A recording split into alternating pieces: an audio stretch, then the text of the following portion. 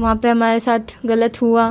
फिर उन्होंने हमारी फ़ोटोज़ वगैरह खींची उनके फ्रेंड ने। और बामन की लड़की बेचेंगे तो एक जने के 20 लाख रुपए मिलेंगे, मेरे जैसे लड़कियों को बेचेंगे तो 10 लाख रुपए मिलेंगे उनको। पढ़ने मारने की भी होती थी, नॉर्मली भी होती थी, पर डराने के कुछ ज़्यादा ही। एक ही ने क्या बुर्खा पहनना है तो पहनना ही है, और 5 नमाज होती है पूरे दिन भर में, तो नमाज का मेरे को सिखाया। तो यही अन्याय होना चाहिए कि सोहेल मंसूरी है उसको और उनके फ्रेंड को जो भी है उनको फांसी होनी चाहिए। अपराध मात्र व्यक्ति का नहीं बल्कि हमारे पूरे समाज की विफलता का प्रमाण है। स्त्री के अपने गुण होते हैं और पुरुष के अपने गुण होते हैं, लेकिन जब से समाज ने औरतों को पुरुष से कम आंका है, तब से लेकर आज तक औरतें अपनी बराबरी के लिए संघर्षरत है। औरतों के साथ हो रहे अत्याचार कहीं ना कहीं पुरुष की मानसिकता का घोतक है कि वह औरत के साथ कुछ भी कर सकता है और औरत उनका कुछ नहीं बिगाड़ सकती। कहाँ से आता है ऐसा दुस्साहस? कहीं ऐसा तो नहीं कि ऐसे दरिंदों के सर से कानून का खौफ खत्म हो गया है, या औरतों पर होती दरिंदगी की खबरों को सुनते इन अपराधियों ने कुकर्मों को अपना हक समझ लिया है। नमस्कार, मैं पूजा जोशी, खबर विजन न्यूज देख रहे हैं आप। राजस्थान के अजमेर में 33 साल पहले हुए गैंगरेप और ब्लैकमेलिंग कांड जैसी ही घटना अब विजयनगर में फिर से घट रही है। निजी स्कूल के छात्राओं को रेप और ब्लैकमेल किया गया, जिसमें उनका धर्म परिवर्तन भी कराने की कोशिश की गई। पुलिस ने जब मामले का खुलासा किया तो कई चौंकाने वाले खुलासे हुए। आइए जानते हैं क्या है पूरा मामला। राजस्थान के अजमेर जिले में 1992 में हुआ ब्लैकमेल और रेप कांड एक बार फिर चर्चा में है। लगभग ऐसा ही एक मामला ब्यावर के विजयनगर से सामने आया है, जहां स्कूल की बच्चियों को फंसाया गया और फिर उनके साथ दुष्कर्म व ब्लैकमेलिंग की गई। आरोप है कि विशेष समुदाय से आने वाले आरोपी युवकों ने इन बच्चियों के ऊपर धर्मांतरण का दबाव भी बनाया।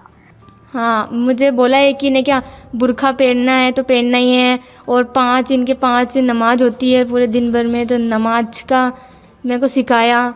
और मेरे को उसके रोज़े के लिए बोला, अगले महीने में रोज़े है 14 को और 27 को मेन रोज़े, कैसे करने कैसे नहीं करने, ये सब रोज़े के बारे में उन्हें बताया। मुझे धमकियाँ भी देता था। पुलिस ने इस मामले में 6 आरोपियों को गिरफ्तार कर लिया है, जबकि एक नाबालिग को डिटेन भी किया गया है।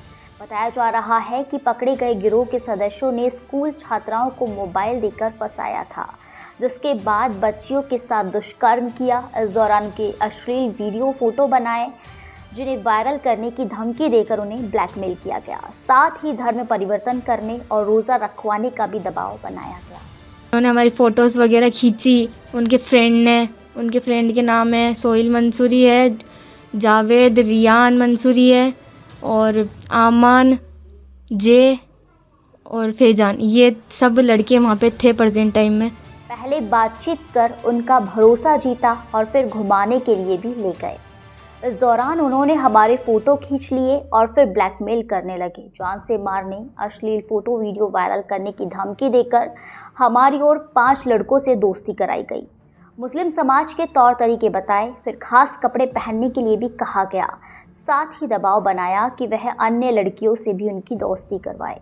परिजनों को पीड़िता के पास एक छोटा मोबाइल मिलने पर इस पूरी घटना का खुलासा हुआ।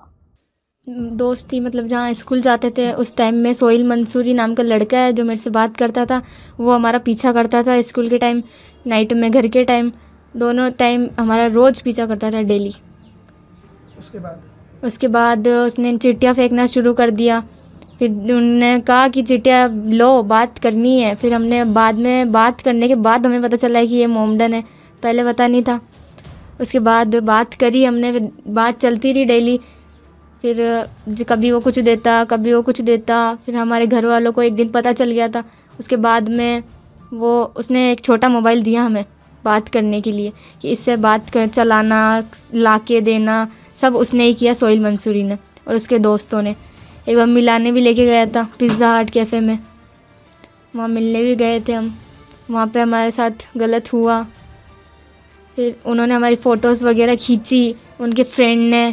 परिजनों के बताने पर पुलिस के द्वारा 7 आरोपियों को गिरफ्तार कर लिया गया है। वहीं दुष्कर्म और ब्लैकमेलिंग का शिकार हुई बच्चियों के परिजनों का कहना है कि एक बच्ची को 5 से 10 लड़के परेशान करते थे। वे डरा धमकाकर उन्हें हाथों में चाकू से कट लगा देते थे। लड़की इतनी डरी हुई थी कि उसने कभी अपने परिवार को कुछ नहीं बताया। परिजनों का आरोप है कि इस कांड में और अन्य भी शामिल है।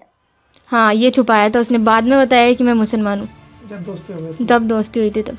अच्छा, उसके बाद उसने आप पे ये भी दबाव बनाया कि आपकी जो दूसरे फ्रेंड्स है उससे दोस्ती, हमारे दूसरे हाँ, दोस्ती है। हमारे फ्रेंड से उसकी दोस्ती करवाओ, ये ज़बरदस्ती उसने बोला था। मैंने मना करने के बावजूद भी उसने मेरे को धमकियाँ दी कि तेरी कौन फ़ोटो, नाम बता दें? सोहेल मंसूरी है, उसने मेरे को धमकियाँ दी कि अगर तू नहीं करवाएगी तो तेरी फ़ोटो वायरल हो जाएगी या फिर तेरे फैमिली वालों को भेज देंगे। छात्राओं के साथ हुई ज्यादती के विरोध में आज अजमेर, ब्यावर और भीलवाड़ा बंद का आह्वान किया गया है। इन जिलों में सुबह से ही जगह जगह धरना प्रदर्शन किया जा रहा है। साथ ही गुस्साए लोगों का आरोपियों को फांसी देने की मांग भी की जा रही है। तो वहीं इस खबर को लेकर राज्यपाल हरिभाऊ बागड़े ने कहा कि सिर्फ हिंदूवादी संगठन से जुड़ने के कारण कुछ लड़कियों को टारगेट किया गया। क्या हिंदुत्व संगठन से जुड़ना गुनाह है, पाप है?